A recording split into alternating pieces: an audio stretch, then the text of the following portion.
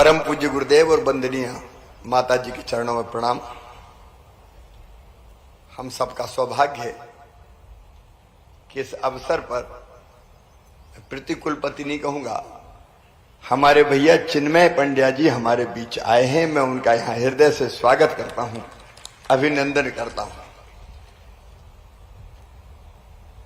मेरे प्रिय बहनों, भाइयों और भांजे भांजियों, मैं अपने जीवन के कुछ अनुभव सुनाऊंगा आपको। मैं कोई बोलूंगा, बड़ा तात्विक भाषण दूंगा, इसलिए नहीं आया।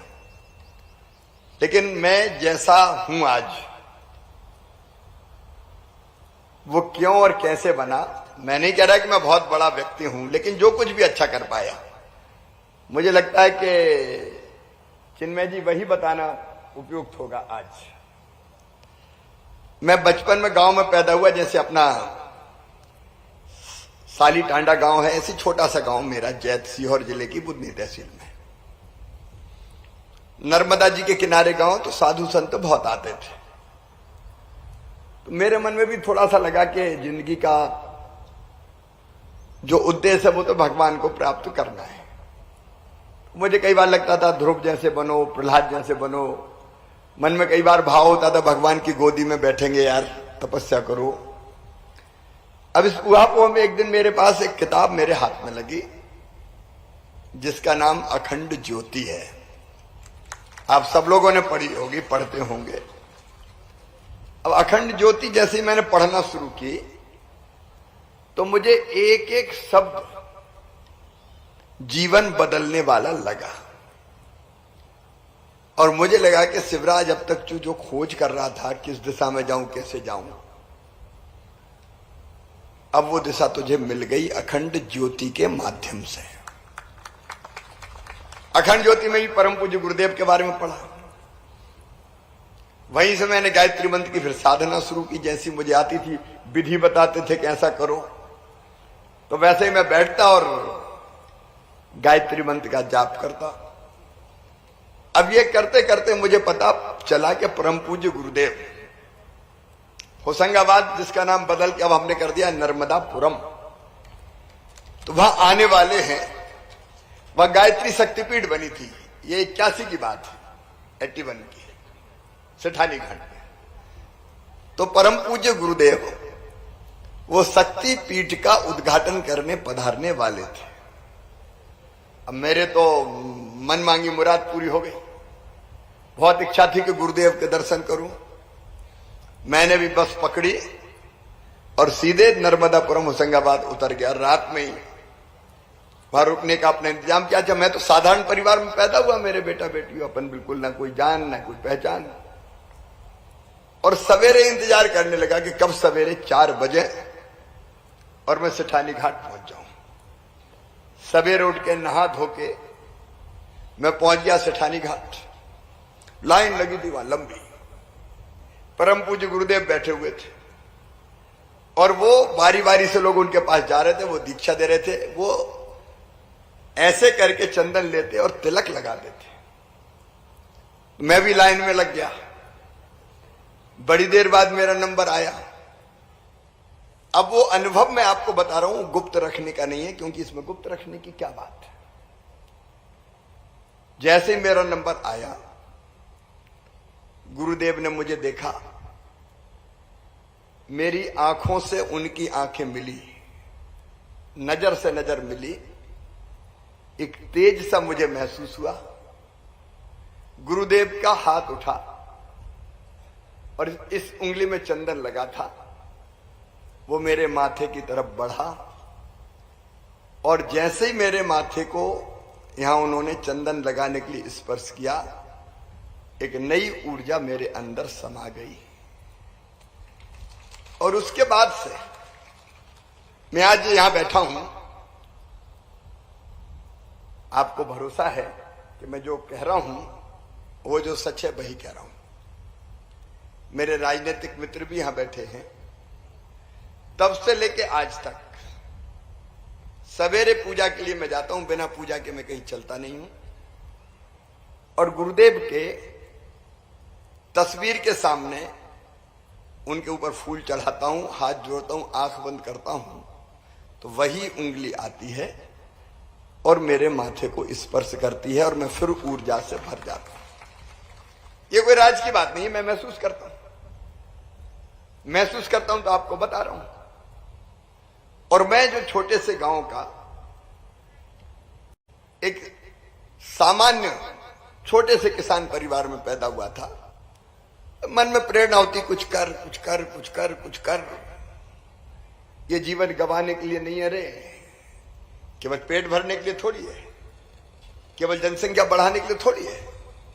धरती पे आए हो तो कुछ सार्थक काम करके ही जाओ, और वही प्रेरणा मुझसे काम करवाती है।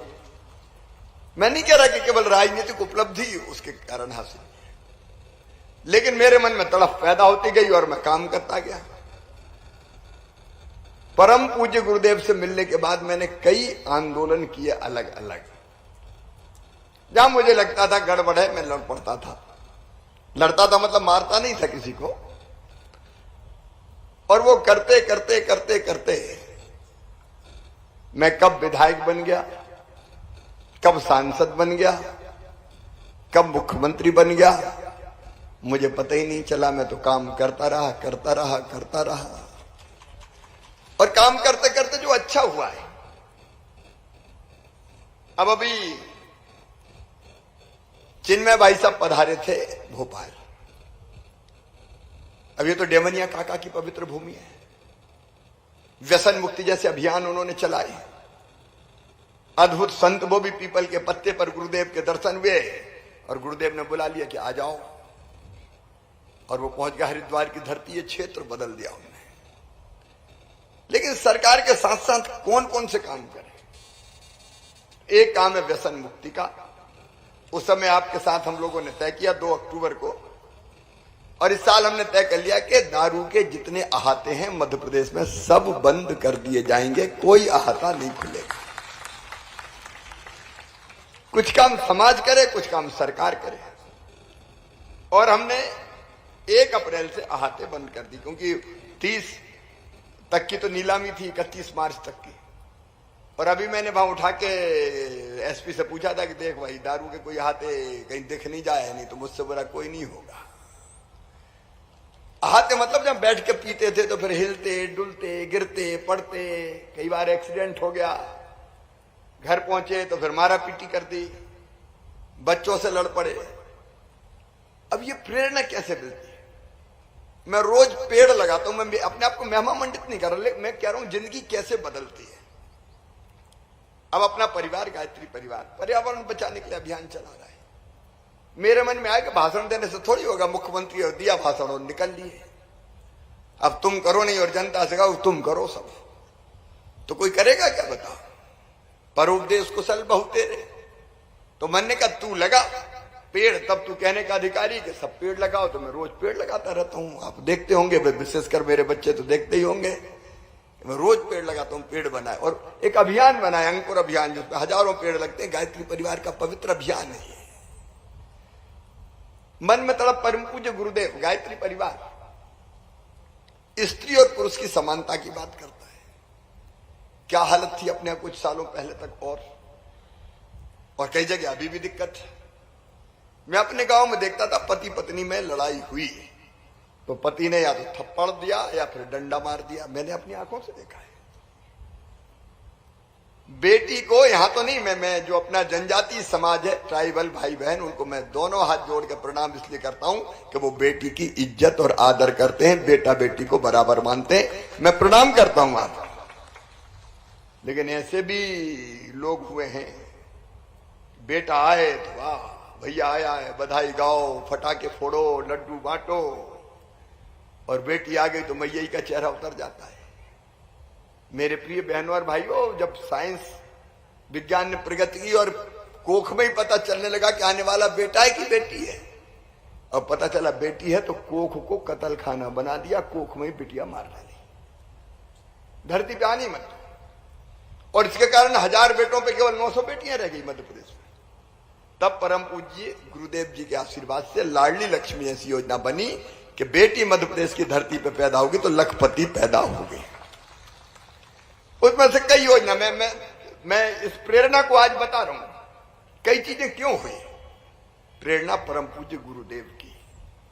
अब महिला शक्तिशाली बने और स्त्री और पुरुष बराबरी पे आए, इसके लिए जरूरी थे कि उसका सशक्तिकरण किया जाए। तो उसके लिए एक प्रयोग और किया कि चुनाव जब होंगे स्थानीय निकाय के, पंचायतों के हों, नगर पालिका के हों, जनपद जिला पंचायत, तो आधी सीटों पे केवल बेटियां लड़ेंगी या बहनें लड़ेंगी, वहां भाई नहीं लड़ सकते, रिजर्व कर दी। तो कई बहनें और बेटियां चुनाव जीत जीत के आ रही है, तो सरकार चला रही है, तो सशक्तिकरण हुआ। फिर मन में आया कि यार पुलिस में केवल पुरुष भर्ती होते हैं, बेटियां क्यों नहीं होनी चाहिए। तो 30% बेटी रिजर्व कर दिया कि बेटियां ही बनेंगी पुलिस वाली। उनके हाथ में डंडा होगा तो गुंडों की अकल ठिकाने लगाने का काम ढंग से कर सकेंगे। ऐसी एक नहीं अनेकों चीजें। एक काम और मेरे दिमाग में आया कि संपत्ति का मालिक कौन होता है? पुरुष होता है। मकान कौन के नाम खलेंगे? साहब के नाम। दुकान कौन के नाम? साहब के नाम। खेत कौन के नाम? साहब के नाम। बहन के नाम कोई करता ही नहीं था। तो मेरे दिमाग में आया कि ऐसा करो कि बहन अगर संपत्ति खरीदे तो टैक्स कम कर दो, भाई खरीदे तो ज्यादा लगेगा। तो भाई के लिए 3%, बहन के लिए 1%। और मैं अपनी बेटियों को बताना चाहता हूं, तरकीब इतनी काम आई कि भैया ने पैसा बचाने के लिए सोचा, अरे मेरे नाम नहीं तेरे नाम खरीद लेते हैं। तो कई के नाम संपत्ति खरीदी जाने लगी। ये सोचा समझा महिला सशक्तिकरण के प्रयास थे। और अभी जो मुख्यमंत्री लाडली बहना योजना आई, ये भी बहन को आर्थिक रूप से सशक्त करने के लिए कि 1000 रुपया हर महीना बहन के खाते में डाल दिया जाए, ताकि छोटी मोटी जरूरतें उसकी पूरी हो और उसको हाथ ना फैलाना पड़े। अब ऐसे अनेकों काम में गिना सकता हूं जिसकी प्रेरणा विशुद्ध रूप से आध्यात्मिक है। ये मुख्यमंत्री के नाते मुझे लगता है कि कोई ऐसा मुख्यमंत्री नहीं कर सकता, लेकिन मैं चूंकि मैंने गुरुदेव से दीक्षा ली है और हमेशा गुरु सत्ता मेरा मार्गदर्शन करती है, इसलिए एक के बाद मैं नहीं करता, करवाने वाला तो और कोई है। जैसे आप कह रहे थे चिन्मय भैया कि आपको तो बुलाया है, आप खुद थोड़ी आए, आप बड़े दिल वाले देवता हो, देवी हो, तो वो कुछ एक परम सत्ता जो कुछ करवाते हैं। तो ऐसे ही अच्छा काम होता जाए अगर हम परम पूज्य गुरुदेव के चरणों में माथा रख के रोज विचार करें, तो अच्छे काम की तरफ वो खींचते जाते हैं और अच्छे काम होते जाते हैं। और इसलिए मैं मानता हूं कि डेमनिया काका की इस कर्म भूमि में आके आज आपके दर्शन करके भी धन्य हुआ और इस पवित्र भूमि को प्रणाम करके भी मैं धन्य हुआ। अद्भुत थे डेमनिया काका। हरिद्वार गए और वहां से आकर उन्होंने व्यसन मुक्ति की, नशा मुक्ति का अभियान चलाया। गायत्री परिवार इन सुदूर इलाकों में खड़ा कर दिया। मैं उनके चरणों में श्रद्धा के सुमन अर्पित करता हूं। उनकी स्मृति में समाधि बनी हुई है। उस समाधि को एक बार परिवार के 3 लोग तय कर लें कौन कौन से काम करना है, क्योंकि डेमनिया काका हमारे प्रेरणा के स्रोत है। वहां जो जो काम करना है उनकी पवित्र स्मृति को बनाए रखने के लिए मैं सब काम मैं नहीं करवाने वाले तो गुरुदेव उन्हें आज बुला लिया होगा कि बड़ा डेमनिया काका जी, तो आ गए। उनने बुलाया और हम चले आए। और इसलिए समाधि स्थल पर क्या बनाना है, क्या मूर्ति लगाना है, सामुदायिक भवन बनाना है, क्या करना है, वो परिवार तय कर दे तो वो गुरुदेव की कृपा से वहां निश्चित तौर पर बनेगा। पवित्र श्रद्धा स्थल बना रहे और हमें प्रेरणा देता रहे, इसके हम निरंतर प्रयास करते रहेंगे। साली टांडा आके मैं निश्चित तौर पर अपने आप को धन्य मानता हूं। और यहां भी अब मैं तो गुरुदेव का ही शिष्य हूं, गायत्री परिवार का मैं सदस्य हूं, आपका भाई हूं, आपका बेटा हूं और भांजे भांजियों का मामा हूं। तो अपन तो एक ही परिवार के सदस्य हुए। तो बीच बीच में अपन मिलते रहेंगे और मिलके अच्छे काम करते रहेंगे। कोशिश करेंगे कि गुरुदेव के मार्गदर्शन में हम लोग और चिन्मय भैया जैसे मार्गदर्शक हमारे पास है, उनके साथ हम अच्छे काम लगातार करते रहेंगे। अपने जीवन को भी बहुत अच्छा बनाएंगे और बाकी जीवन भी बदलने के लिए हम लोग प्रेरणा बनेंगे, व्यसन मुक्त रहेंगे, अच्छे काम करेंगे। इस अवसर पर और लंबी बात ना कहते हुए एक बार परम पूज्य गुरुदेव को प्रणाम करते हुए चिन्मय भैया को प्रणाम करते हुए, उनका स्वागत करते हुए, और दूर दूर से यात्रा में चल चल के जो मेरे गुरु भाई गुरु बहन यहाँ पधारे हैं, उनको भी मैं प्रणाम करता हूँ। धन्य हो आप जो इस युग में कई किलोमीटर पैदल चल के, 3-3 दिन पैदल चल के यहाँ इस कार्यक्रम में पधारे। आप सबको भी प्रणाम, बहुत बहुत धन्यवाद, प्रणाम, नमस्कार।